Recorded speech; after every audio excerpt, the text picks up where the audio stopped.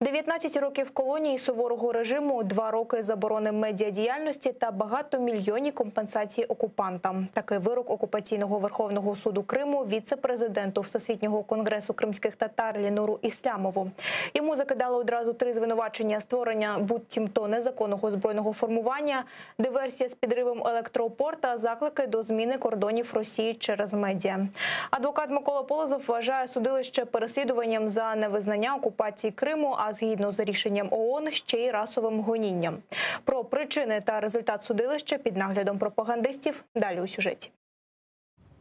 Вирок за будь-яку ціну. Окупаційний Верховний суд Криму похабцем заочно засудив організатора блокади Лінура Іслямова до 19 років колонії суворого режиму. Послухати підсумки незаконного судилища збіглися пропагандисти одразу з кількох каналів. Лінура Іслямова назвали головним винуватцем блекауту 2015 року. Тоді наприкінці листопада впала перша електроопора.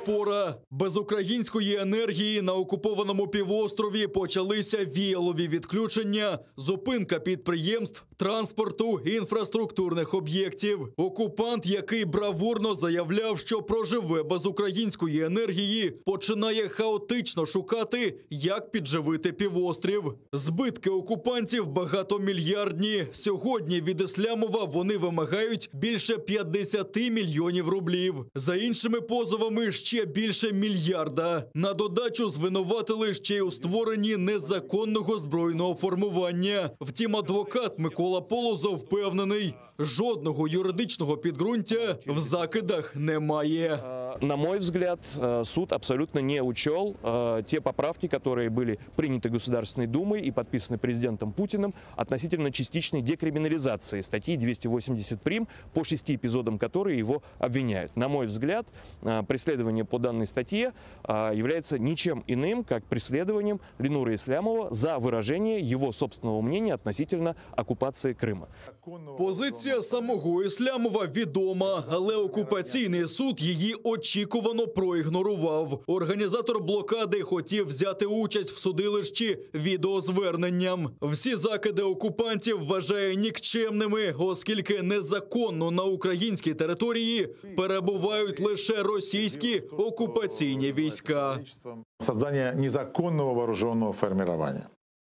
Гражданское формирование «Аскер» создано по закону Украины и на территории Украины. Все уставы, все документы у нас имеются и присутствуют. Незаконное нахождение ваших войск на украинской территории. Росія має піти геть з Криму, і Лінур Іслямов публічно про це заявляє. Окупанти ж вважають це замахом на російські кордони і навіть розпорядилися заборонити Іслямову виступати у медіа впродовж 2 років. Абсурдні закиди і вирок він відкидає. Непризнание российского статуса Крыма. Я действительно его не признаю и никогда не признаю. И не только я, а весь мир так говорит, что оккупированный Крым – это территория Украины. Точка. Я стоял и стоять буду на том, что Крым мы должны освободить. На сегодняшний день он оккупирован. И если нужно будет, мы все положим головы, но вас там не будет. Похабцем сфабрикована справа – це продовження системних репресій проти кримських татар, переконаний адвокат Микола Полозов. Цілеспрямовану позицію дискримінації корінного народу вже засуджували в ООН, але держава-окупант і далі це ігнорує. Различные, скажем так, уголовные преследования крымских татар являются целенаправленной политикой дискриминации.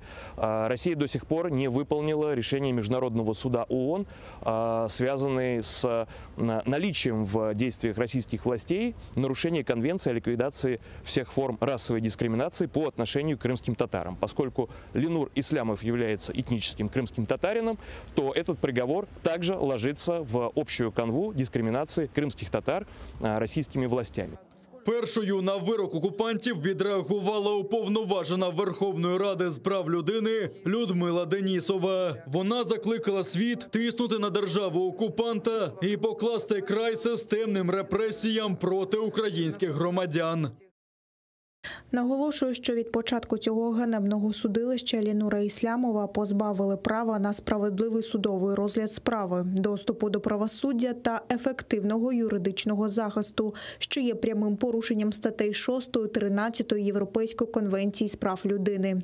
У День захисту прав людини закликаю міжнародну спільноту відреагувати на кричущі факти репресій країни-окупанта стосовно українських громадян та посилити тиск на Російську Федерацію. Ще від початку незаконного судилища адвокат Микола Полозов називав засідання формальністю. Головне – пройти всі судові інстанції окупованого Криму та Росії. Наступний крок – оскарження вироку в Європейському суді з прав людини.